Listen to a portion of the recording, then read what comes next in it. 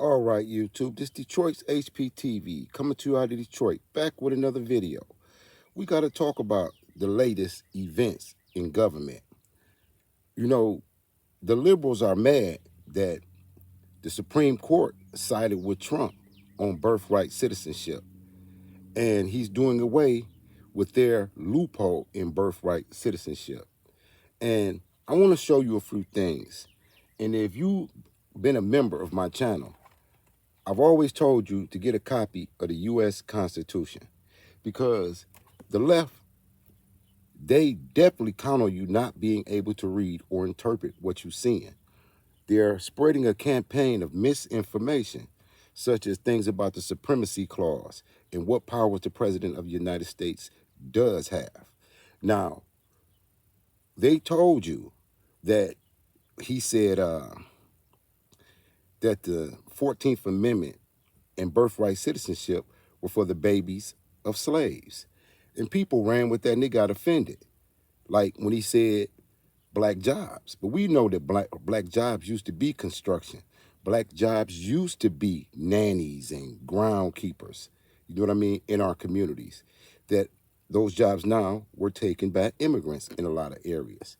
But when he says that the 14th Amendment and due process was established for the babies of slaves, you got a problem. So I'm going to react to several clips by Anton Daniels. Anton Daniels is from Detroit. And a lot of times you guys, y'all tell me that y'all have a problem if I react to The View and Whoopi Goldberg or Roland Martin, and even Anton. Some of y'all don't like Anton. But information and knowledge is power. And anybody that empowers you, you should listen to. Now, first, I want to play this one clip. This is for fair usage under the 1976 Copyright Act for education and commentary. Check this out. Good morning. Well, this was a big one, wasn't it? This was a big decision. An amazing decision, one that we're very happy about. This morning, the Supreme Court has delivered a monumental victory for the Constitution, the separation of powers, and the rule of law in striking down the excessive use of nationwide injunctions to interfere with the normal functioning of the executive branch. The Supreme Court has stopped the presidency itself. That's what they've done. And really, it's been an amazing period of time this last hour. There are people elated all over the country. I've seen such happiness and spirit. Sometimes you don't see that, but this case is very important. I was elected on a historic mandate, but in recent months we've seen a handful of radical left judges effectively try to overrule the rightful powers of the president to stop the American people from getting the policies that they voted for in record numbers. It was a grave threat to democracy, frankly, and instead of merely ruling on the immediate cases before them, these judges have attempted to dictate the law for the entire nation. In practice, this meant that if any one of the nearly 700 federal judges disagreed with the policy of a duly elected president of the United States, he or she could block that policy from going into effect or at least delay it for many years, tie it up in the court system. This was a colossal abuse of power which never occurred in American history prior to recent decades. And we've been hit with more nationwide injunctions than were issued in the entire 20th century together. Think of it, more than the entire 20th century, me. I'm grateful to the Supreme Court for stepping in and solving this very, very big and complex problem, and they've made it very simple. I want to thank Justice Barrett, who wrote the opinion brilliantly, as well as Chief Justice Roberts, and Justices Alito, Gorsuch, Kavanaugh, and Thomas. Great people. Thanks for this decision, and thanks to this decision, we can now promptly file to proceed with numerous policies that have been wrongly enjoined on a nationwide basis. And some of the cases we're talking about would be ending birthright citizenship, which now comes to the fore. That was meant for the babies of slaves. It wasn't meant for people trying to scam the system and come into the country on a vacation. I'm going to stop there. I'm going to read you two things out of the Constitution. We're going to deal with facts. Number one, the Supremacy Clause, Article 6 of the U.S. Constitution, which declares all laws made in the pursuance of the Constitution and all treaties made under the authority of the United States shall be the supreme law of the land and shall enjoy legal superiority over any conflicting provision of a state constitution or state law. Now, what that means is the federal government and the head of the federal government policies and decisions override state law. The president is over the federal government, and the Constitution is the law of the land. And the Constitution, under the Supremacy Clause, gives him that power. Now, I'm going to read something else to you. Article 14, passed by Congress June 13th, 1866, ratified July 9th, 1868. Article 1, Section 2 of the Constitution was modified by the second section of the 14th Amendment, and this is how it reads. All persons born or naturalized in the United States and subject to the jurisdiction thereof are citizens of the United States and of the state wherein they reside. No state shall make or enforce any law which shall abridge the privileges or immunities of citizens of the United States, nor shall any state deprive any person of life, liberty, or property without due process of the law, nor deny any person within its jurisdiction the equal protection of the law. Now, the key part I want you to think about, Congress passed it June 13th, 1866, a year after the Civil War ended, which freed the slaves. And in the South, the Democrats and Dixiecrats were still lynching their ex-slaves, taking them to court on trials without due process. That's why they had to enact the 14th Amendment. It was never meant for immigrants to come over here and have anchor babies. See, you got a problem when he said, again, the babies of slaves. But then you had no problem when they were anchor babies coming over here using the 14th Amendment to keep their families in the United States. So I want you to think about the real law that you just heard. And let's finish listening to this clip.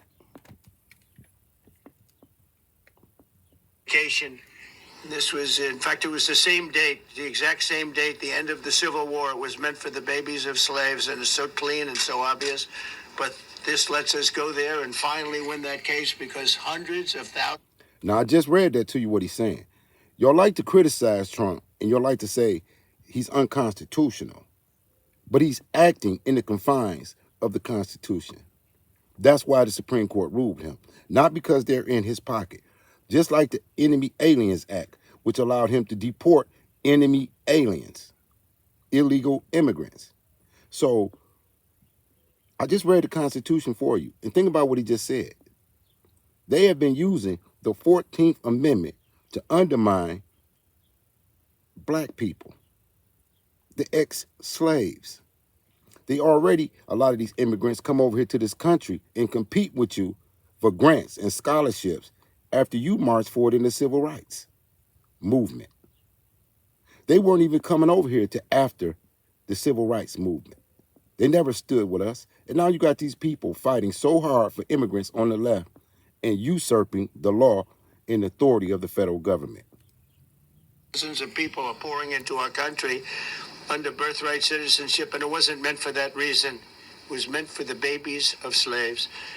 So thanks to this decision, we can now promptly file to proceed with these numerous policies and those that have been wrongly enjoined on a nationwide basis, including birthright citizenship, ending sanctuary city funding, suspending refugee resettlement, freezing unnecessary funding, stopping federal taxpayers from paying for transgender surgeries, and numerous other priorities of the American people. We have so many of them. I have a whole list. I'm not going to bore you, and I'm going to have Pam get up and say a few words, but there's really, she can talk as long as she wants because this is a very important decision. This is a decision that covers a tremendous amount of territory. But I want to just thank again the Supreme Court for this ruling. It's a giant. It's a giant. And they should be very proud, and our country should be very proud of the Supreme Court today. Long story short, what you're basically hearing is that the Supreme Court ruled in favor of Trump because Trump had basically signed an executive order that said that we needed to end birthright citizenship in the United States of America. And now, of course, I'm going to do some review videos of some misinformation that people crying about and all of that. And so that'll be released later on today. But basically what has happened is that he did an executive order to basically kill birthright citizenship because there were a lot of people that were coming in the country that were using this loophole to then get citizenship for their children. So, for example, the Asian community is huge, China in particular, for doing that, and that they were looking to get their children dual citizenship. So what they would do is they would come over here under the guise of just coming on vacation, but in reality, they were really trying to make sure that they had their babies here and they were pregnant. And so what they would do is they would come over to the country and then they would have their children here on American soil. And then they would take their children back to China, or when they would come back or whatever, their children would then be granted citizenship in the United States of America because they were born on American soil. Similarly, the same thing was happening when it came to children of illegal immigrants or undocumented immigrants that came over here in the United States of America. Parents would have children here in the United States of America, and that's why you see so many people on social media saying, yeah, my parents came over here undocumented, and they deserve to be here because they've been here for a long time. They never filed to get their papers. They never actually went through the immigration process. Some of them were actually committing additional crimes and so on and so forth. And so you had a bunch of people that weren't really from this culture talking negatively about the United States of America, while not at the same time adding value, and they feel entitled to be here because their parents illegally came here and they had children here in the United States of America, but those... I'm going to stop Anton right here again so I can read from the Constitution. Amendment 14 passed by Congress June 13th, 1866. Ratified July 9th, 1868. All persons born or naturalized in the United States and subject to the jurisdiction thereof are citizens. 1 year after slavery, this law was passed to protect the babies of slaves, not illegal immigrants. Let him finish. Children are now granted citizenship because their parents, first generation parents, came over here to finesse the system in order to take advantage of it.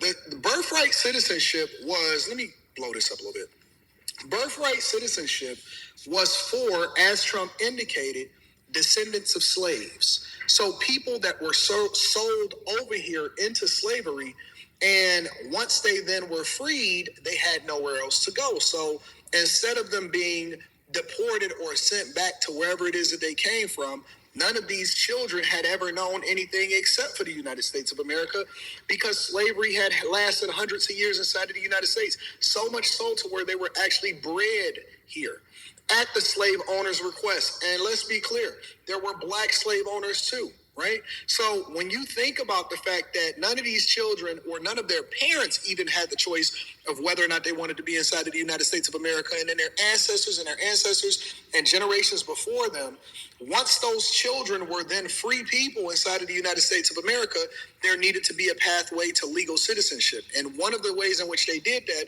was birthright citizenship. It was meant for descendants of slaves. It was meant for the children of slaves. So now when you see all of these people arguing, including your favorite politician sitting there and saying, well, no, Trump is wrong. No, they shouldn't end birthright citizenship, is because they came over here on a program that wasn't meant for them and they felt entitled to it because they had been taking advantage of it for so long.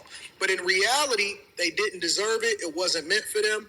And now, because we have no more people that need to be legal citizens as a result of being brought over here as slaves, right? Brought over here as your parents or grandparents and your parents before that were slaves, because we no longer have a need for that, it needs to be abolished. So when you see people that are complaining and saying, oh my God, I can't believe it, Trump, bad man orange, same old, like you always see it, basically you're seeing people speak either out of ignorance or they're voluntarily ignorant to the idea that this should have been gone a long time ago and people needed to close this loophole, because you can't have people coming over here illegally, not even brought here illegally, but coming over illegally through their own will to finesse the system and then get legal citizenship for their children and then feel entitled to the same things that you should get without going through the legal process of becoming natural citizens. It's not right. And so Trump is closing the loophole. He's doing the thing that's right for America, and that empowers us to continue to make sure that we get people up out of here that's not supposed to be here in the first place. Let me know what y'all think inside of the comments. Make sure y'all tap into the Patreon. Now, I want you to look at this other clip. I have more mail today, so let's open all these up. These are all from Whatnot. Oh. The results are coming in what could be a real-time referendum. And this is Anton again. And he broke it down in terms that were clearly and plain. And like you seen me do, I read it from the Constitution. So people who are speaking to you as if this was something that was wrong that the Supreme Court did are misinformed. Now, New York is voting for a Muslim socialist. They're voting against democracy. These liberals are so Trump deranged. They're voting for socialism in New York. Check out what they're saying about that. On the future of the Democratic Party. Many analysts see New York City's mayoral race as a litmus test between establishment Democrats and the younger, more progressive wing of the party. CNN's chief data analyst, Harry Enton, is with us at the table now. Harry, whoa, yeah. Okay, tell us where we are right now. I mean, look, Mondani is ahead by plenty at this point. You can see on your screen right there, that's a 7-point lead right now.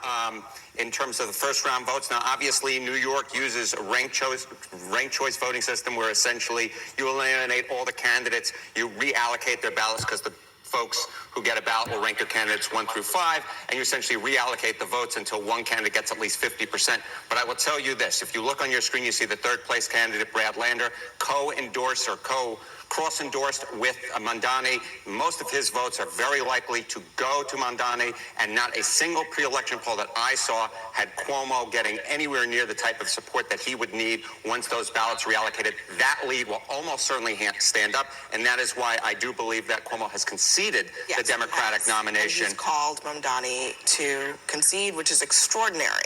Let me tell you this. I study New York City politics in my entire life. The only New York City primary that I think is tantamount to this in terms of the earthquake is 1989 when David Dinkins came in and defeated Ed Koch, who is running for a 4th term for mayor.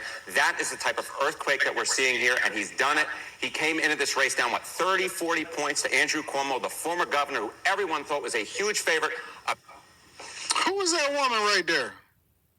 Is that who I think it is? That's not, it's not Joy Reid, is it? Is that Joy Reid? That's not Joy Reid. That's a Joy Reid clone right there. That's a Joy Reid clone. At first, I thought that was Joy Reid. I was thinking to myself, what is Joy Reid doing on CNN after she got fired from MSNBC? Don't worry about it. That's not Joy Reid. It looked like her at first. I'm like, wait a minute. Is my eyes deceiving me? Apparently not. He did it by activating younger voters, by activating very liberal voters, by cutting into Andrew Cuomo's base with black voters. The bottom line is this.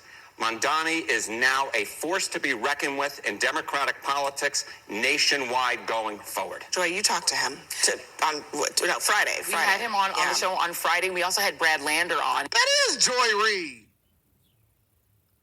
That's Joy Reid. Democratic politics nationwide going forward. Joy, you talked to him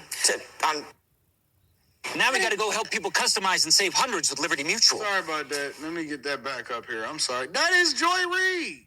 The results are coming in what could be a real-time referendum on the future of the Democratic Party. Many to him Friday. We had him on the show on Friday. We also had Brad Lander on, and Brad Lander talked about being... I didn't realize it until she started talking, and I said, yeah, that's Joy Reid.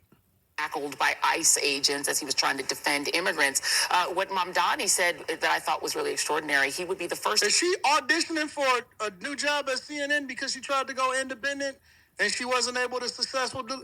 I remember when she was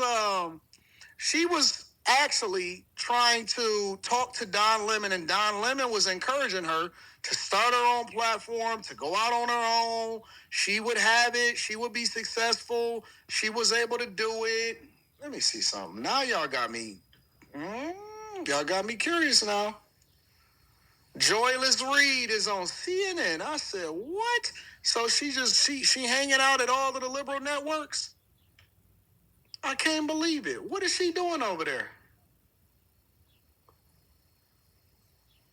What is she doing over there? Immigrant mayor of the preeminent immigrant capital in the United States, a city that is a sanctuary city where people are.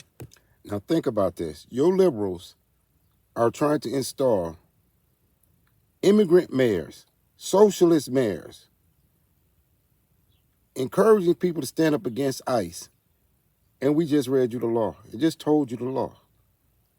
But yet, they say somebody else is fascist. You're being duped. This is why they pulling out the black faces like Joy Reid and Roland Martin and others to brainwash you. I can't call it anything else but brainwash you. I keep showing you the Constitution. We keep talking about it. You know, the trolls get in there and they, oh, this administration is racist. They're fascist, but they keep following the Constitution. And you keep not reading and not understanding what's really going on. Look at some more of this. Still being accosted at their immigration hearings. And so I think just symbolically, I think this is a message about people's revulsion in the treatment of immigrants by this administration, and about the ways in which the Adams administration has been complicit in that. Can I think play that's a little part bit, of what's Joy, from your interview with him, Sure. where he talks about this? Let's listen. You know, I would be the first immigrant mayor of this city in generations, and I would be proud to be that, but even prouder for what I would actually do. This is a city of immigrants. We've said for so long, 40% of New Yorkers were born outside of this country, and yet what we've seen in the current... All right, so hold on. Let me pull this up for y'all.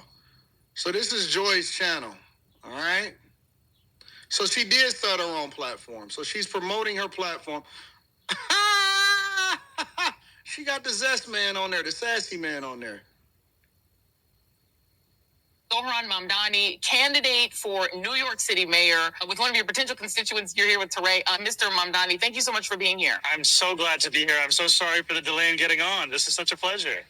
I'm going to let her do the interview, sir, but I already voted. I voted for you. My wife voted for you. We're really excited to see what you do with the city. Thank you so much. That means the world. And by the way, I'm glad that I have Teray on with you, because I understand my wonderful producing staff here has told me that... Enough of that foolishness. So here you have it. You're witnessing it. They want to tell you that they want the first immigrant mayor. Muslim socialists who's definitely going to represent the people that he comes from. Not you black people. He's going to use you guys just like the Democratic Party did to usher in socialism in New York.